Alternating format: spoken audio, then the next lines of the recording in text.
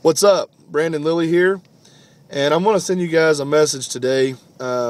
Again, for the people that really misunderstand what I'm about and what I'm trying to do and trying to say.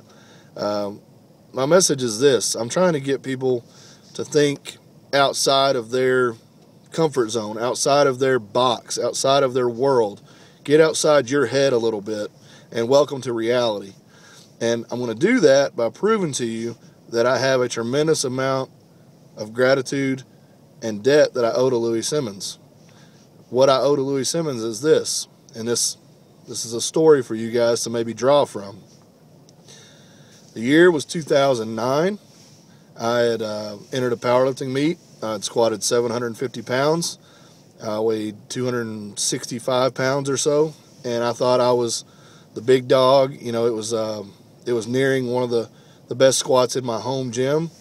The people that I would see in the commercial gyms were like, "Oh my God, that you're so strong," this, that, and the other.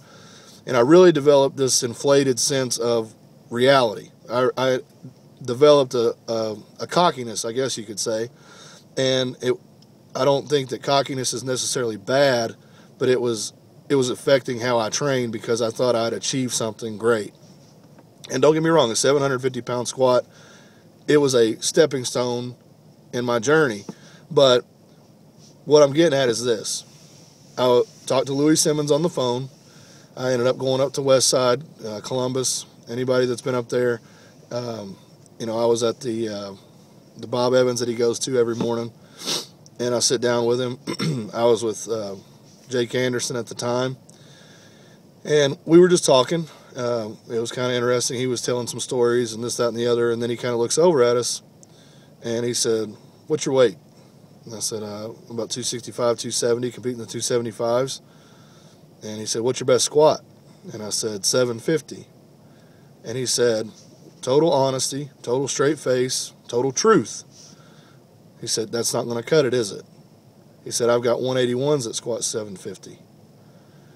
And you talk about this complex sense of emotions.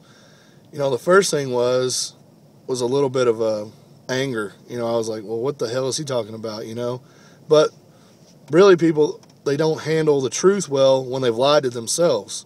And that's what I was doing. I was lying to myself and saying that I was a lot better than I was. So Louie that was a Louie's size 10 boot kicking in my door of reality to welcome me back to what was real. And that's what I've been trying to do through my messages on Facebook and on YouTube. People, we have, as American powerlifters, we have closed the door to the outside world, okay? There are so many great lifters in other federations, in other divisions, whether it's raw, single ply, multiply, in other countries. Don't get so wrapped up in just what is around you as what's real, okay? And this message comes from a very, very, very, very talented Russian powerlifter. I was talking to him, and I was just letting him know I admired the way he trained, I admired his strength, I admired his dominance. And his message back to me was, become as strong as the Russians, and you'll be the strongest American. So that's how their box works. They think that we're not even strong. You know what I mean? They think that they're supremely dominant, and they've proven that they are in a lot of cases. Just like I posted the video the other day of the guy from Poland bench pressing 600 for 2 and pulling 859 for a 2 and squatted 660 for 10. I actually looked up his personal best. His personal bests are 820 squat, no knee wraps, a 640 bench, and a 930 deadlift. The 930 deadlift was done with straps, but he actually did do a 900 in competition in the IFSAA strongman. So this dude doesn't even train like a powerlifter. He trains like a bodybuilder. Do you know who the strongest raw powerlifter in America is right now? And no offense to anyone else out there, but just currently by total is Stan Efferding. Stan Efferding spent his entire career developing his body and his strength as a bodybuilder, and then chose to do the powerlifting. But it was the base. We in America do not build the base that these other people do.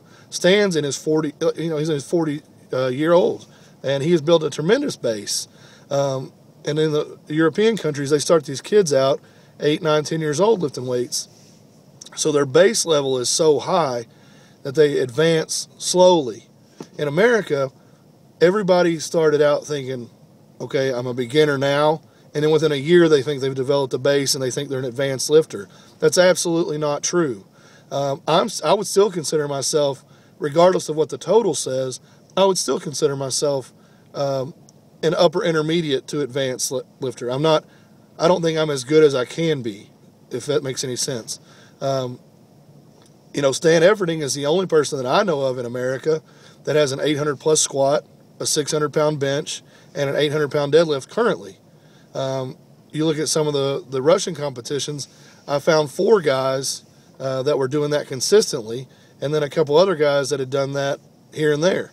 So somewhere along the way, and I'm speaking just raw right now, I'm not talking about multiply, I'm not talking about single ply, I'm talking about raw. Somewhere along the way, we lost our focus, and maybe we put our focus into the gear too much.